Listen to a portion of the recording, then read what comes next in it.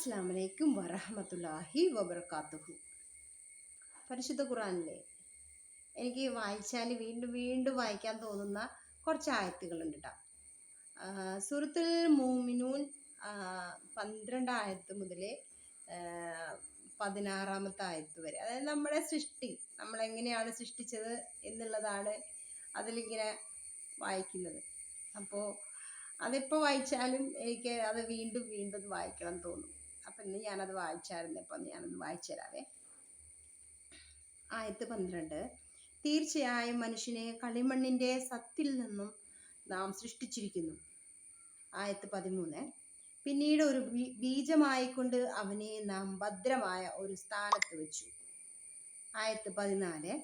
പിന്നെ ആ ബീജത്തെ നാം ഒരു ഭ്രൂണമായി രൂപപ്പെടുത്തി. അനന്തരം ആ ഭ്രൂണത്തെ നാം ഒരു മാംസപിണ്ഡമായി രൂപപ്പെടുത്തി.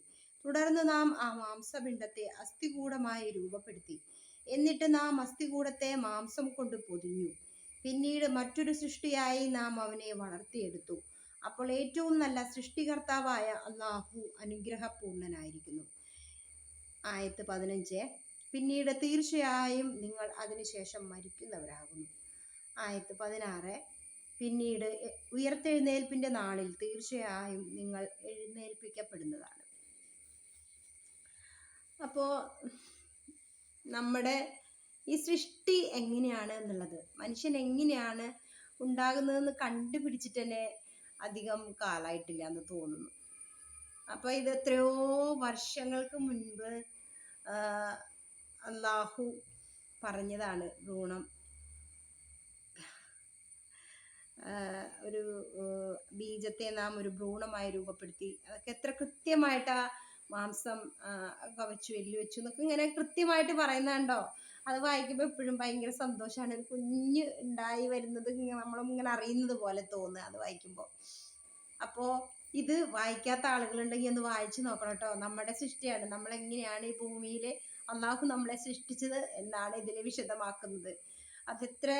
എത്ര സന്തോഷമുണ്ട് അല്ലേ. നമുക്കെല്ലാം ഈ നമ്മൾ ജനിച്ചുകൊണ്ടല്ലേ നമുക്ക് ഈ ലോകം കാണാൻ പറ്റിയത്. ഈ ലോകത്തിൽ എന്തോരം നമ്മൾ കാണാത്ത എത്രയോ അത്ഭുതങ്ങളുണ്ട്. ഇപ്പം നമ്മൾ കണ്ടുകൊണ്ടിരിക്കുന്ന എത്രയോ അത്ഭുതങ്ങളുണ്ട്. അപ്പോൾ നമ്മൾ ജനിച്ചത് കൊണ്ടല്ലേ. ഇപ്പോൾ എത്ര രസമായിട്ടാ ആ ആയത്തുകളൊക്കെ അല്ലാഹു നമുക്ക് പറഞ്ഞു തരണം അല്ലേ. എല്ലാവരും പരിശുദ്ധ ഖുർആൻ വായിക്കുക മാത്രമല്ല നിസ്കാരവും എല്ലാം ഉണ്ടാവണം. ഇതെല്ലാം എപ്പോഴും വായിച്ചുകൊണ്ടിരിക്കുന്നത് എന്തിനാണെന്നറിയോ? നമ്മൾ അല്ലാഹുവിൻ്റെ ഓരോ നന്മയും നമ്മൾ ഓർത്തുകൊണ്ടിരിക്കാൻ വേണ്ടിയിട്ടാണ് കേട്ടോ. അസ്സലാമു അലൈക്കും വറഹ്മത്തുള്ളാഹി വബറകാതുഹു.